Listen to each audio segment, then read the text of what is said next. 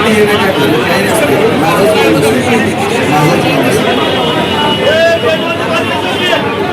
चालेल 2 मिनिटं शांत राहाल आता आवाज येईल का छत्रपती शिवाजी महाराज की धर्मवीर छत्रपती संभाजी महाराज की भारतरत्न विश्वरत्न डॉक्टर बाबासाहेब आंबेडकरांचा पुण्यश्लोक अहिल्यादेवी होळकरांचा आवाज नाही येत शेतकरी एकजुटीचा शेतकरी एकजुटीचा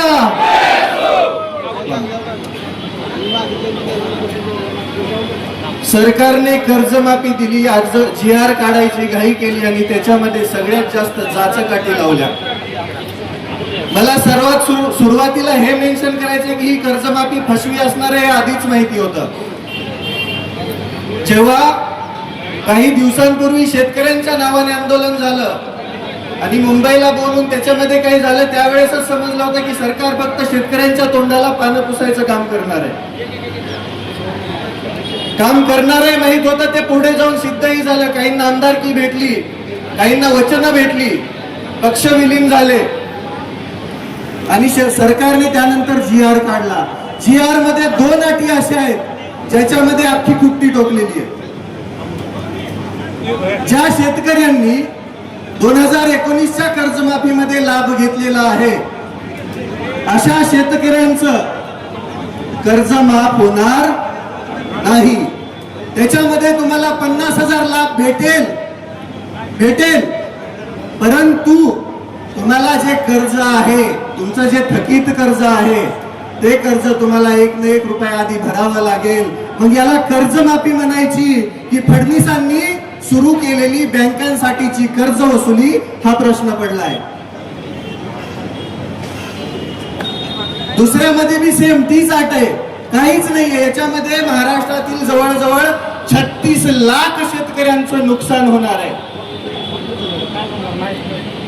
मग कर्जमाफी द्यायचीच होती तर सरसकट द्यायची ना ढोंग कशाला करायचं जर तुम्हाला शेतकऱ्यांचा एवढाच कळवळ आहे तर सरसकट द्यायची पण नाही आजपर्यंत तुम्ही 2014 पासून बघत आलेला आहात समित्या आणि निकषांमध्ये सरकार फसलेलं आहे मागच्या 10 ते 12 वर्षामध्ये जेवढं काही सरकार आली त्याच्यामध्ये मध्ये एक कर्जमाफी झाली त्याच्यामध्ये सरसकट दिली होती पण यांनी 2 कर्जमाफ्या दिल्या त्या 2 कर्जमाफ्यामध्ये फक्त निकष लावलेले त्याच्यामध्ये दुसरं काहीच नाहीये या निकषांमध्ये शेतकऱ्याला कोणतीही कर्जमाफी भेटत नाहीये माझ्या वडिलांच्या नावावरती 35,000 रुपयाची सोसायटी आहे मागच्या वेळेस मी तो 50,000चा लाभ भेटला नाही यावेळेस मी भेटणार नाही मग कसं म्हणायचं की माझ्या शेतकऱ्याला माझ्या शेतकरी राजाला कर्जमाफी भेटते म्हणून जी मुख्य मागणी आहे हेच मुख्यमंत्री देवेंद्र फडणवीस साहेब म्हटले होते की मी सत्तेमध्ये आल्यानंतर शेतकऱ्यांचा सातबारा करणार कोरा कोरा कोरा कोरा कोरा पण हा कोरा करायच्या नादामध्ये त्या शेतकऱ्यांच्या सातबाऱ्यावरती बोजा चढवायचं काम हे सरकार करत आहे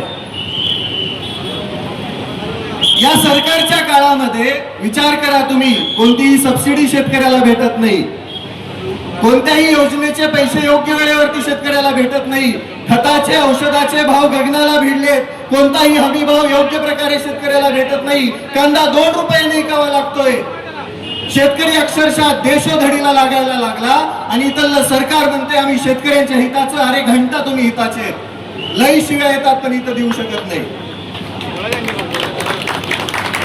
यांच्या विरोधात बोलतो म्हणून 2 दिवसापूर्वी 2 अकाउंट उडवले अरे अकाउंट उडवले म्हणजे आवाज दबत असतो का घेता येतं दुसरं उडवलं 5 लाखाचं एवढे घाबरले कारण की शेतकऱ्यांची एकजूट व्हायला लागली शेतकरी एकत्र यायला लागलाय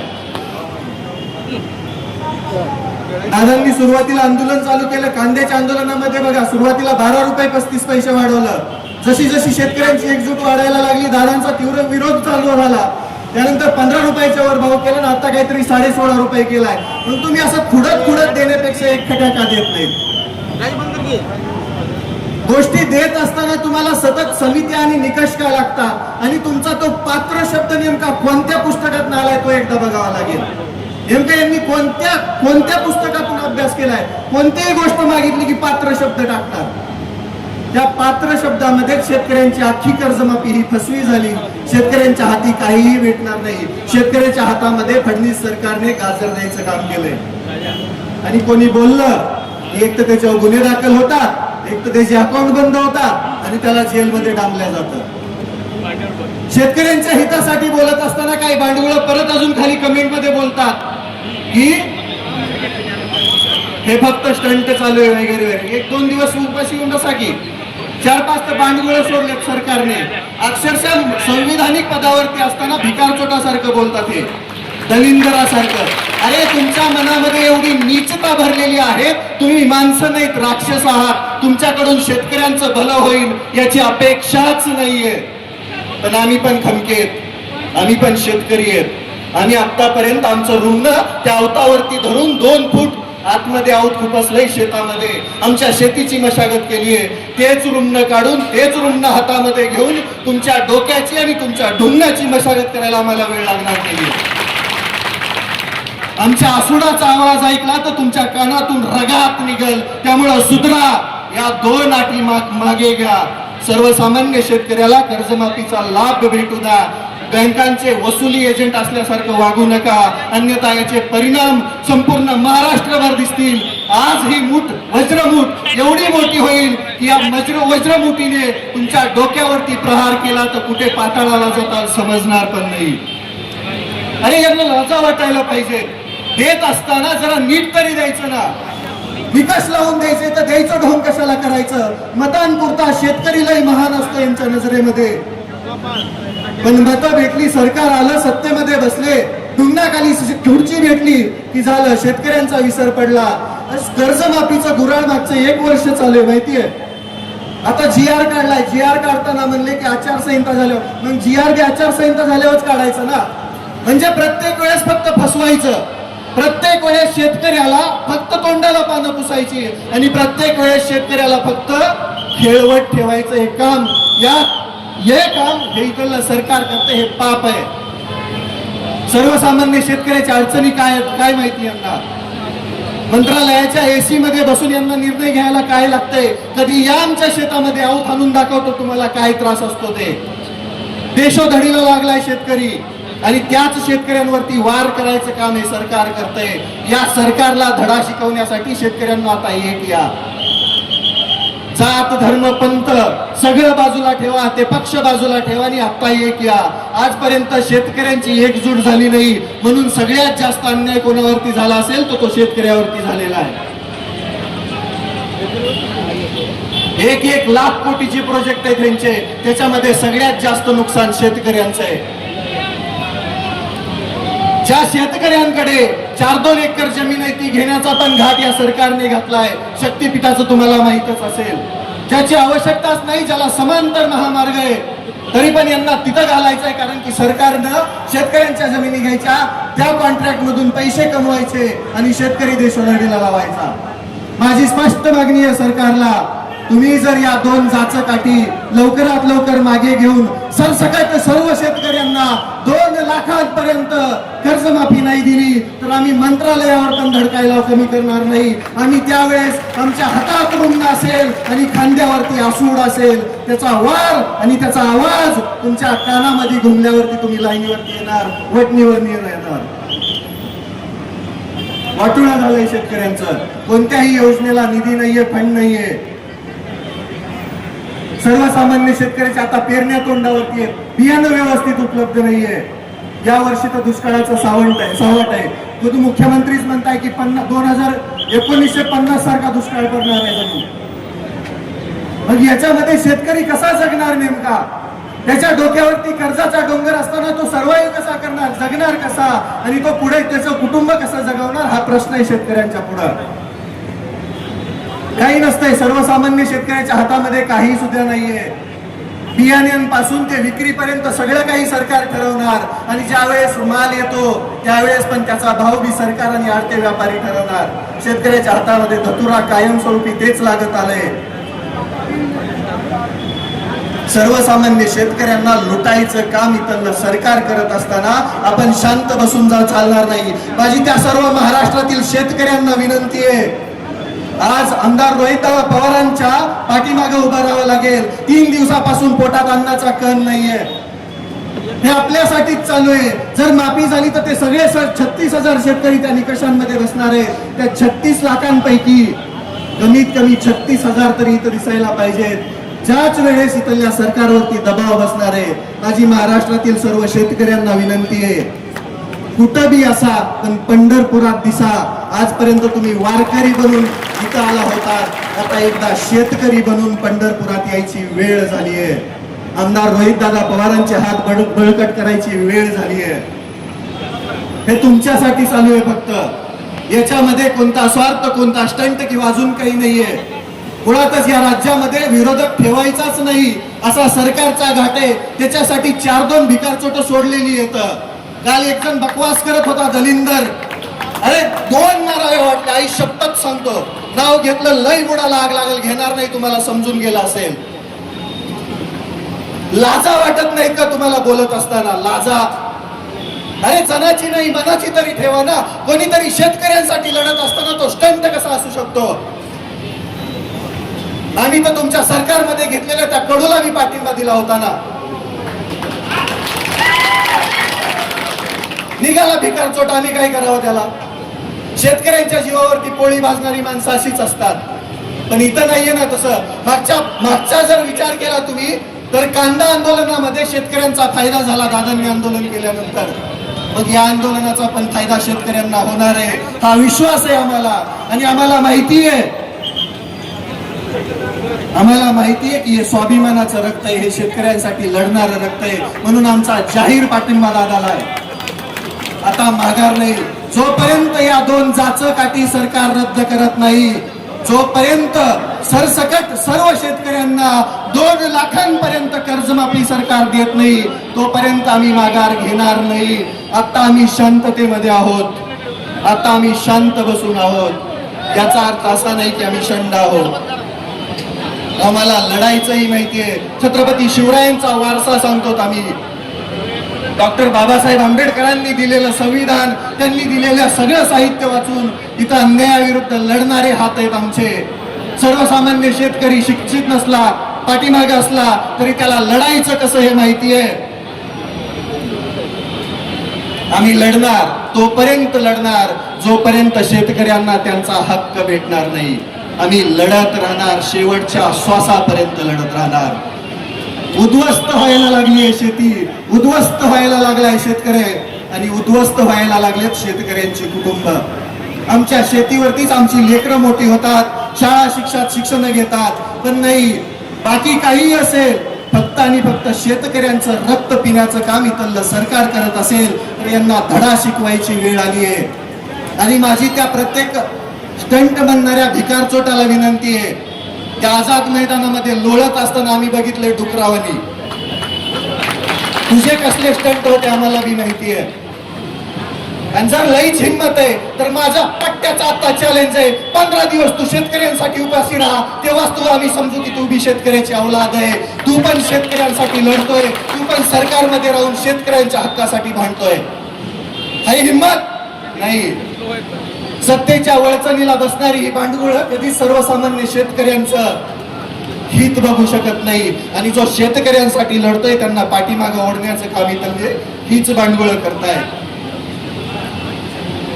अजून एक होतं, मंत्री पाठीमागून येऊन समजलं असेल म्हणजे शेतकऱ्यांच्या नावाने वोट बँक. अरे वोट बँक तर तुम्ही चोरली शेतकऱ्यांची, शेतकऱ्यांना खोटी आश्वासनं देऊन.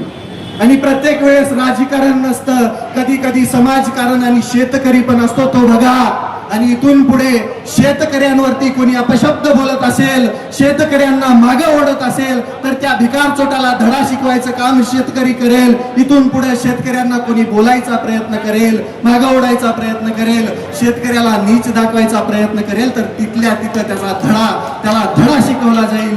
त्याच्या डोंगरावरती चाबकाचे आसुडाचे वार उमटवले जातील. ही वस्तुस्थिती आहे.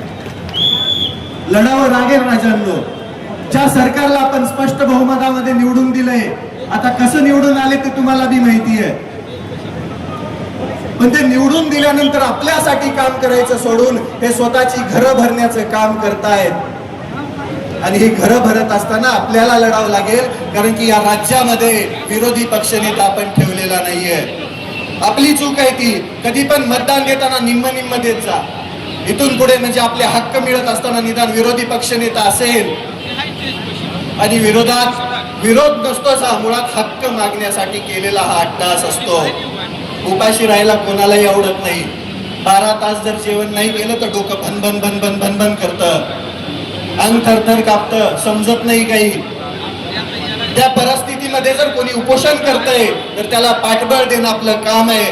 माझा स्पष्ट शब्दामध्ये या सरकारला इशारा आहे, तुम्ही लवकर वटणीवरती या, नाहीतर आम्ही या पंढरपुरातून तुमच्या मंत्रालयामध्ये यायला वेळ लावणार नाही. आणि त्यावेळेस 1-2 नाही, 1 शेतकरी लाख शेतकरी असेल त्यावेळेस तुम्हाला खरं समजेल शेतकऱ्यांची ताकद. शेतकऱ्यांसाठी लढत असताना सगळ्यात जास्त त्रास हा सरकारच सर्वसामान्यांना देत आहे.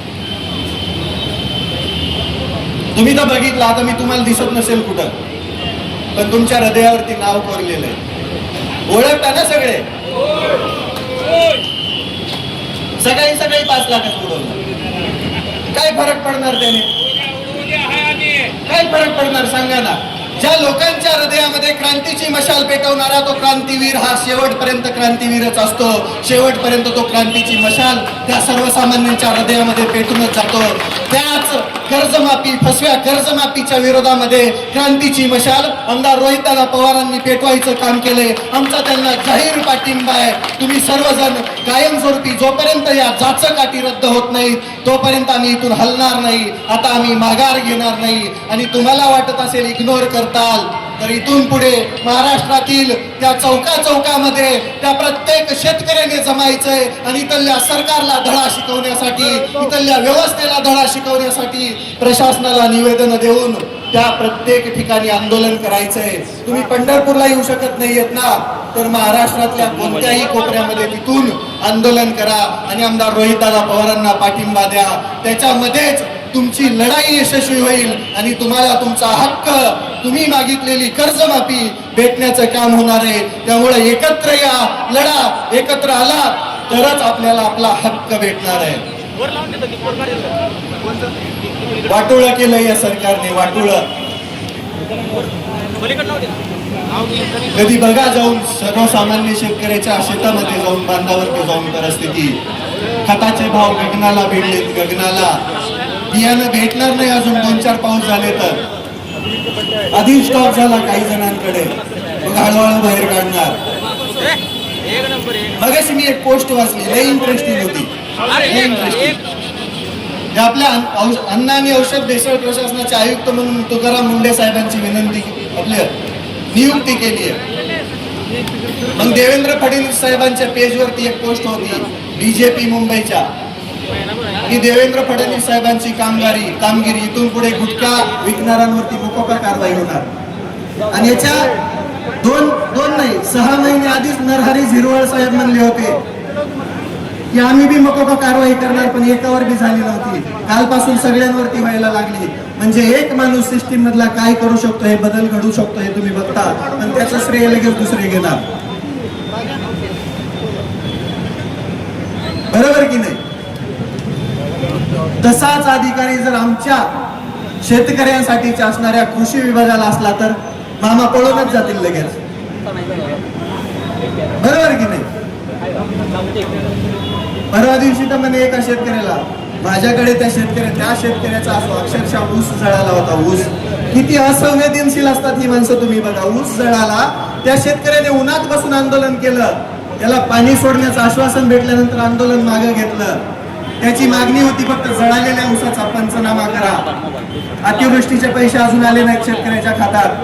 कोणत्याही विम्याचे पैसे मागच्या 2-4 वर्षात शेतकऱ्याच्या खात्यात आलेले नाहीयेत. पंचनामा करण्यासाठी कृषी मंत्री म्हटले की हे माझ्याकडे नाहीये, तुम्ही तुमचं बघा, तुम्ही मोठी माणसं आहे. हे मनाने भिकारडे असणारी लोक आहेत. मनाने, पैशाने लय श्रीमंत येते, पण मनाने अक्षरशः भिकारडे. कारण की यांच्या मनामध्ये शेतकऱ्यांसाठीचा कसलाच प्रेम नाहीये, ना भाव आहे, ना शेतकऱ्यांचं भलं करण्याची ताकद आहे यांच्यामध्ये. पण आम्ही शेतकरी पण खमके येत. आम्ही शेतकरी पण असे तसे नाहीयेत, आजचे कच्चे बच्चे नाहीयेत, आमच्यामुळेच तुम्ही आहेत. तुम्हाला उद्ध्वस्त करायला आणि तुम्हाला उकडून फेकायला या शेतकऱ्यांच्या लेकरांना, शेतकऱ्यांना वेळ लागणार नाही. त्यामुळे सुधरा बांडगुळांनो आणि शेतकऱ्यांची सरसकट कर्जमाफी करा. शेतकऱ्यांना 2 लाखापर्यंतचा कर्जमाफीचा लाभ सरसकट द्या. तसल्या अटी-तटी तुमच्याकडेच ठेवा. तुम्ही पैसे कमवताना, तुम्ही भ्रष्टाचार करताना अटी-तटीच लावतात का, याचा पण विचार करा.